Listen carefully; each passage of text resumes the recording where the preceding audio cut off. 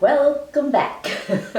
I'm so glad you're here because today's video is a continuation of last week's video. Of course, that's always the case here at Menopause University, but especially so today. This is video number 375, and it's on why menstrual cycles increase your risk of breast cancer. And obviously, it's part of our big unit on breast cancer, the 20th in the unit to be exact. And last week, I presented the actual reproductive risk factors for breast cancer. And you learned that all of the following things increase your risk for breast cancer. Younger age at first period, older age at first full-term or near-term pregnancy, fewer pregnancies, fewer months of breastfeeding, and older age at post-menopause. And the reason they increase your risk for breast cancer is that they increase the number of menstrual cycles you've had in your lifetime. So our goal today is to determine why in the world a high number of menstrual cycles increases your risk of breast cancer. Now you'll find this information in chapter 30 of my book, whether you have the first edition or the second edition, but minus all the demonstrations I'll give you here in this video. You know how there are certain videos that form the very basis of our understanding on a whole host of things? I call them pivotal videos. Pivotal videos are like pivotal moments in life. You know, those are the moments that change your life forever. They are the moments on which everything else hinges. Well, this is one of those videos. It will help you make sense of many other things in the world of breast cancer. This one video is going to be the aha moment for so many other things that follow. So give this video your full attention. The best way to discuss this topic is to begin by discussing your menstrual cycles themselves, because we're talking about why a high number of menstrual cycles increases your risk of breast cancer. So let's start with your menstrual cycles. And along with that, we want to discuss the hormones that create your menstrual cycle. And of course, we want to discuss what happens to your breasts in response to those hormones during each menstrual cycle. So here's a graph of your sex hormones during a menstrual cycle. For purposes of our addressing your breasts, we are only interested in estrogen and progesterone. So estrogen is in pink and progesterone is in green. And you see that estrogen rises in the first half of your cycle. In video number 358 on breast hormones and their roles, you learned that just as estrogen plays a role in preparing your uterine lining for pregnancy, it also plays a role in preparing your breasts for pregnancy. With each menstrual cycle, estrogen causes the ductal portion of the glands in your breasts to grow. That's this portion down here, the stalk. It functions as a primer. It lays the basic foundation for your breast to later produce milk should you get pregnant. It's just the beginning of your breast's preparation for a potential pregnancy. But estrogen alone cannot perform the necessary duties of fully preparing your breasts for breastfeeding.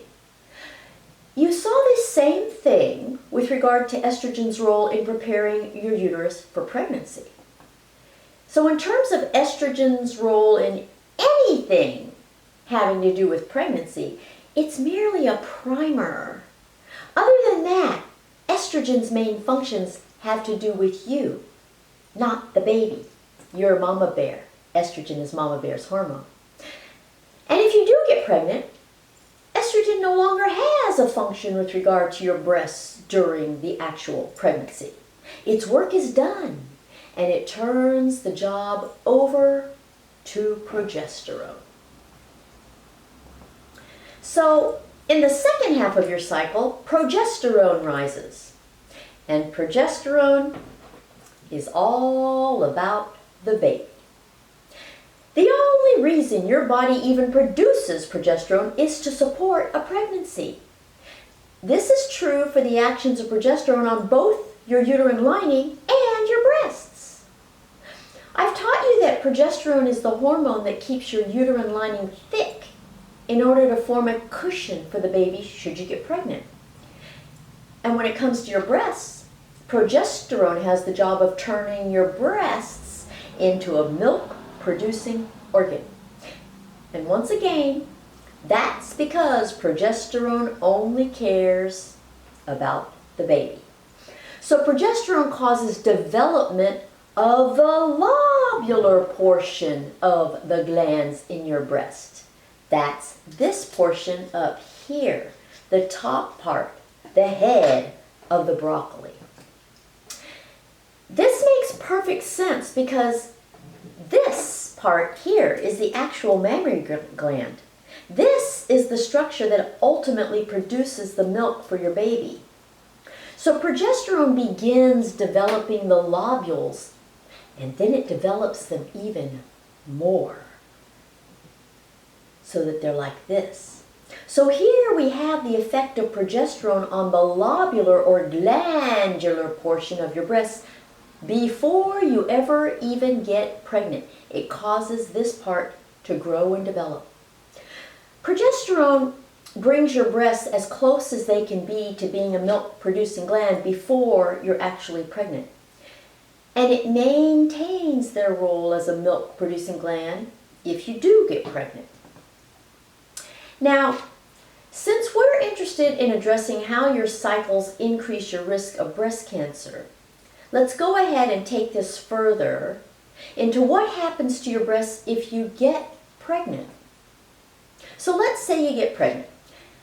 Now this is where progesterone really takes over in your uterus and your breasts. Estrogen is there, but the work of supporting a pregnancy belongs to progesterone. Progesterone really takes the lead and finishes preparing your breasts for breastfeeding.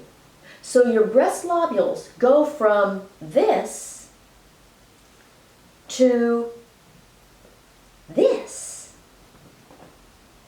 Most women experience breast tenderness as the very first symptom of pregnancy. That's because their breast lobules develop, and that's caused by progesterone. Progesterone also makes your nipples dark in color and causes your breasts to swell. And all that breast swelling is due to the fact that progesterone causes the milk glands to grow big enough so that they will be able to hold large quantities of milk, even while you're still pregnant. So even though the baby isn't due to arrive for quite some time, progesterone sees to it that your breasts are ready to hold and deliver milk when it does arrive. In video number 358, I introduced you to two other breast hormones that play a role in breast development. One of those is prolactin. During pregnancy is the point in time when prolactin arrives on the scene and takes over. Prolactin is the hormone in support of milk production by your breasts. Its job is to produce milk. So these already large lobules have already been primed for milk production. By the 5th or 6th month of pregnancy, your breasts are fully capable of producing milk, but progesterone blocks actual milk production and secretion until delivery. Remember, progesterone is always going to function in a way that is best for the baby. And if you started producing and secreting the milk your breasts have produced before the baby is born, you might not have milk available after the baby is born. So the milk producing machinery is in place, but doesn't start working until after delivery of the baby. This means that the first three hormones, estrogen, progesterone, and prolactin, are all part of the process of preparing your breasts for breastfeeding before the baby is born. But after the baby is born, it's time to actually breastfeed. And just as progesterone disappeared at the end of your menstrual cycle if you didn't get pregnant, it also disappears at the end of your pregnancy. It only stayed around long enough to prepare your uterus for pregnancy. And when you got pregnant, it stayed around to prepare your breasts to feed the baby. So progesterone only stays around if there's the possibility or the actuality of a baby. Its attitude is, no baby, I'm out of here. So after delivery, your progesterone levels drop and have no role in breastfeeding. Estrogen is still pregnant, but estrogen is always present. It's mama bear's hormone, and you're mama bear, so it's going to always be there, except when you get to post-menopause and it disappears. But estrogen has no direct role in any of this business of preparing your breasts for breastfeeding beyond priming them. The other breast hormone I introduced in video 358 was oxytocin. And once the baby is born, it's time for oxytocin to join in. So now prolactin and oxytocin run the show, the breastfeeding show, that is. Once delivery occurs and the baby needs feeding, prolactin takes control of your breasts. And then your breasts have prolactin surges as necessary to feed the baby. Before the baby is born, you have these large lobules, but they don't produce milk yet. But after the baby is born, prolactin causes these same large lobules to begin producing milk. And of course, the accumulation of milk makes the lobules of your breasts huge, like this.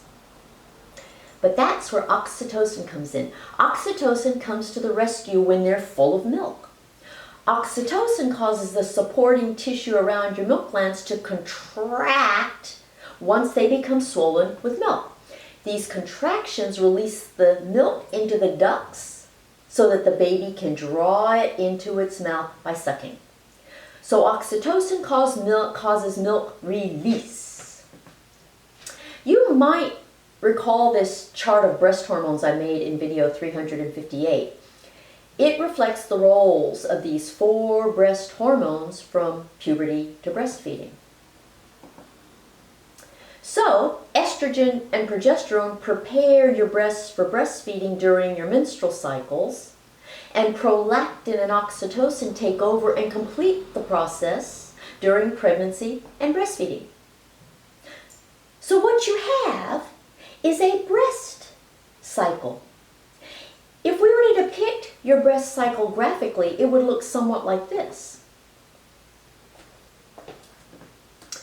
And here is my prop version of the same thing. What you see is a cycle bearing all 4 of the stages of breast development. The first half of your breast cycle is due to estrogen here. Let's see, I gotta get that stale. Is due to estrogen here, which primes the ducts. The second half of your menstrual cycle is due to progesterone. And then pregnancy is here and due to prolactin. And then there's breastfeeding, which is due to oxytocin. So now we come to the big ticket item, as they say. This cycle involves the sequence of all 4 of these hormones acting on your breast tissue to bring it full circle. The full cycle of this full circle constitutes full maturation of your breasts. Having a menstrual cycle that results in pregnancy and breastfeeding enables your breasts to mature fully. So the term full maturation implies that your breast cycle through the entire cycle. The whole thing, all 4 hormones all the phases. It's a cycle. So you can think of this as the life cycle of your breast. This is what they were designed to do, progress through the entire cycle over and over and over again. But what happens when you don't get pregnant? You still have the first and second steps of breast maturation that are due to the actions of estrogen and progesterone. But that's all. Prolactin and oxytocin never get a chance to perform their actions on your breast tissue.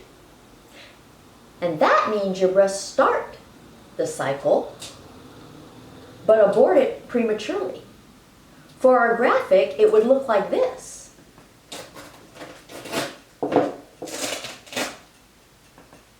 And on our prop, it would reduce it to this. So instead of completing the cycle, your breasts end the cycle prematurely and then begin another cycle all over again. And this is the culprit that increases your risk of breast cancer. Your breasts need and want to go through the entire cycle. But failure to get pregnant and breastfeed denies them that opportunity. In essence, failing to get pregnant and enable your breasts to complete the full cycle goes against Mother Nature's plan for your breasts. You know, I think it's always good to go back to basics when you're trying to understand something. And the most basic thing on earth is Mother Nature's plan for animals. Mother Nature puts animals on the planet for one single purpose: procreation. Just watch the animal shows on the Discovery Channel and you'll immediately see that the life cycle Mother Nature has put in place for all animals is very simple: birth, reproduction, and death. That's it. I'm always fascinated by these animal documentaries that show the mating rituals of various animals, and they all have one. In fact, not only do they all have one, it's almost all they have. Their entire purpose in life is to mate. And once they have passed on their genes, they die. But we humans, we break all the rules of Mother Nature. From an evolutionary point of view, your breasts exist for one purpose and one purpose only: to feed your offspring. So your breasts were designed to go through this whole cycle as many times as possible. They were not designed to have the cycle cut off midway. And when we humans have period after period after period, instead of pregnancy after pregnancy after pregnancy, our breasts know that we're fooling with Mother Nature's plan. Another way to think about this is to realize that all your organs exist to serve a purpose. Your brain is supposed to think. Your uterus is supposed to be a baby carriage for a baby. And your breasts are supposed to feed a baby. If you look at the common themes in the creation of various diseases, you realize that a lot of diseases are a result of failure to utilize an organ for its intended purpose. In the Alzheimer's unit, you learn that if you don't use your brain, it shrinks and you get Alzheimer's. In the endometrial uterine cancer unit, you learn that estrogen increases your risk of endometrial uterine cancer when it is not balanced by progesterone. So your uterine lining builds up but doesn't shed as it's supposed to. And you're more likely to get endometrial uterine cancer. Endometriosis is another disease that results from failure to get pregnant. It's directly due to having period after period after period. And now you see that if your breasts do not carry out the full cycle that they are designed to perform, it increases your risk of breast cancer. Common themes like this make sense. So now, The question becomes, why? Why is it that disrupting the cycle of your breasts increases your risk of breast cancer? Well, if you go back to the chart of the 4 breast hormones we created in video 358, you see that estrogen and progesterone cause your breast ducts and lobules to grow and develop. So that's estrogen, that's progesterone. Growth and development involve proliferation of cells. And according to Mother Nature's plan for pregnancy to occur and the breast cycle to complete itself, the cells that proliferate are supposed to continue proliferating for milk production. So your breast cells really are not programmed to stop proliferating. But that's what we force them to do when we don't get pregnant and our period starts. Ideally, if we don't get pregnant and we don't need our breasts to become milk-producing organs, the ducts and lobules would just regress. The cells that have started proliferating would just regress. But that doesn't always happen. Instead, with each interruption in your breast cycle, there is a chance that a cell will continue proliferating and proliferating and proliferating. And persistently proliferating cells are precisely what develop into breast cancer. Remember, every breast cancer begins with just one single cell that loses control and begins to divide and divide and divide excessively. And denying your breasts the opportunity to complete their normal cycle increases the likelihood that this very thing will occur. So whether you like it or not, your risk of breast cancer is affected by how many times your breasts have to abort their cycle. And every time you have a period, they are aborting their cycle. Every breast cycle abortion opens the door for a cell to start proliferating and never stop. And that's why your risk of breast cancer is directly related to the number of menstrual cycles you have in your lifetime. I guess you could sum this up by saying that a broken cycle causes a broken breast rather than a broken heart. So your summary for today is this. Your breasts are designed to progress through the complete cycle of changes induced by estrogen, progesterone, prolactin, and oxytocin, from growth and development to milk production and release.